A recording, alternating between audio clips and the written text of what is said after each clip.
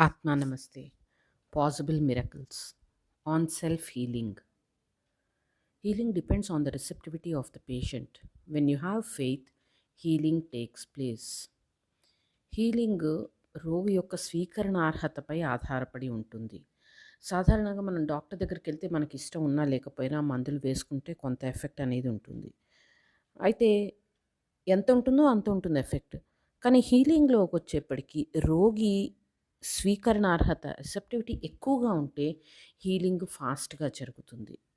So, healing ఎంత జరుగుతుంది అనేది రోగి యొక్క విశ్వాసం, నమ్మకం మీద ఆధారపడి ఉంటుంది. By increasing the natural energy level of the body, healing is accelerated. శరీరంలోని శక్తి స్థాయిని పెంచటం ద్వారా సహజంగా అప్పటికే ఉన్న శక్తిని ఆ లెవెల్‌ని పెంచటం ద్వారా హీలింగ్ ఫాస్ట్‌గా జరగడానికి మనం సహాయపడవచ్చు. The law of self recovery states that the body can heal itself. మన శరీరానికి దాన్ని తాను బాగు చేసుకునే కెపాసిటీ ఉంది. You may use self healing for regeneration.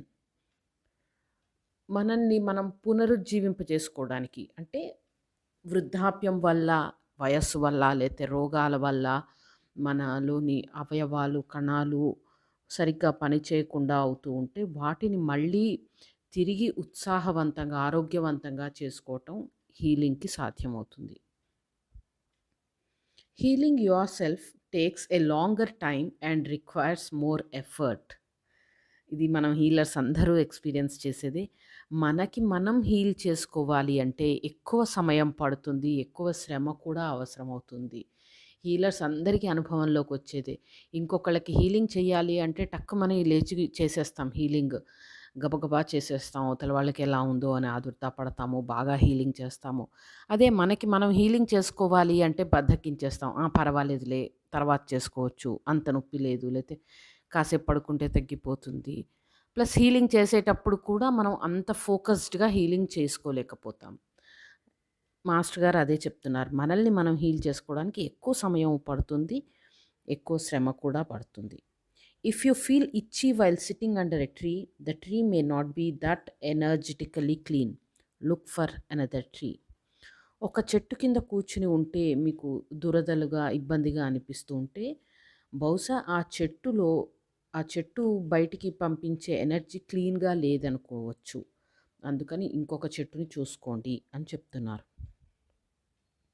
Rest and recuperate under a big healthy tree, preferably a pine tree, to absorb excess prana from it and the ground.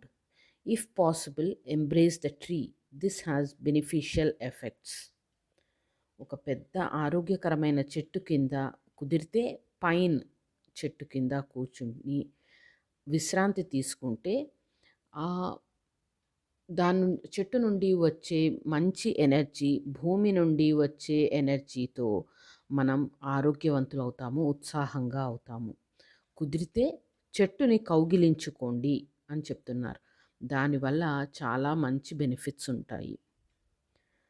Taking a warm bath with salt has a self healing effect on the energy body.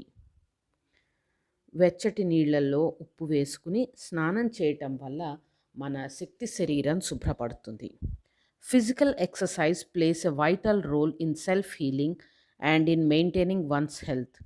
Warm up exercises, dancing, sports, Hatha yoga, martial arts or Tai Chi promote circulation of prana in the body and facilitate the drawing in of fresh prana and the expelling of used up or diseased energy.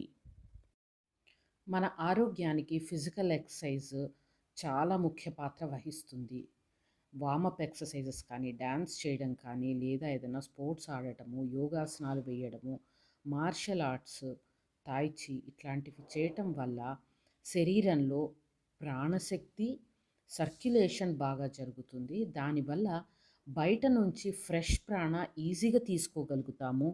అలాగే మన శరీరంలో ఉండే used up ప్రాణ లేదా diseased energy బయటికి ఈజీగా పంపించగలుగుతాము. When you feel physically tired, there are two chakras you must cleanse and energize: the solar plexus chakra and the spleen chakra. భౌతికంగా అలసిపోయి ఉంటే సోలార్ ప్లెక్సస్ చక్ర మరియు స్ప్లీన్ చక్రాలని శుభ్రపరిచి శక్తివంతం చేయాలి.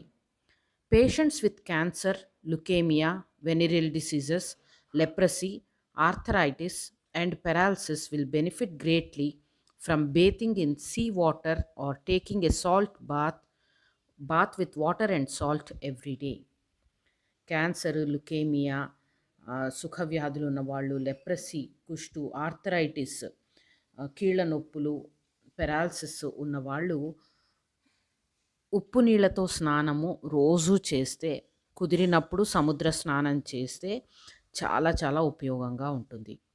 Drink energized water or water that has been expose to the sun. రోజు energize చేసిన నీళ్లు తాగటం వల్ల లేదా ఎండలో పెట్టి ఉంచిన నీళ్లు తాగడం చాలా మంచిది. దానివల్ల సోలార్ ప్రాణ మనకి వస్తుంది. Expose your body to the morning sun for about 5 to 10 minutes and simultaneously do visualization and or pranic breathing to draw in solar pranic energy.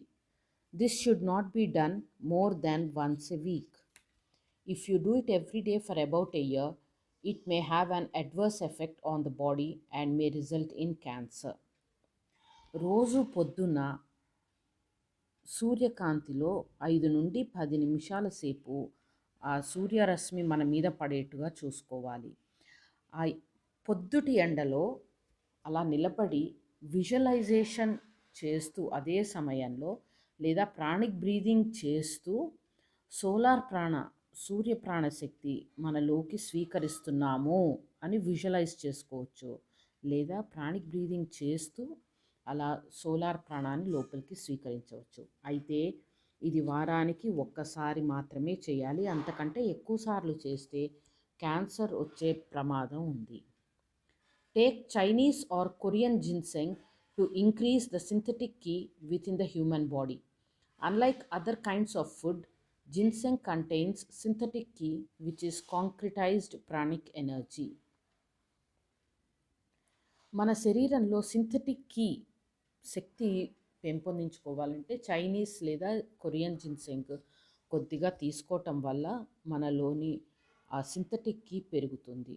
వేరే ఆహార పదార్థాల్లా కాక జిన్సెంగ్లో కాంక్రిటైజ్డ్ ప్రాణిక్ ఎనర్జీ ఉంటుంది. అంటే చాలా స్థూలమైన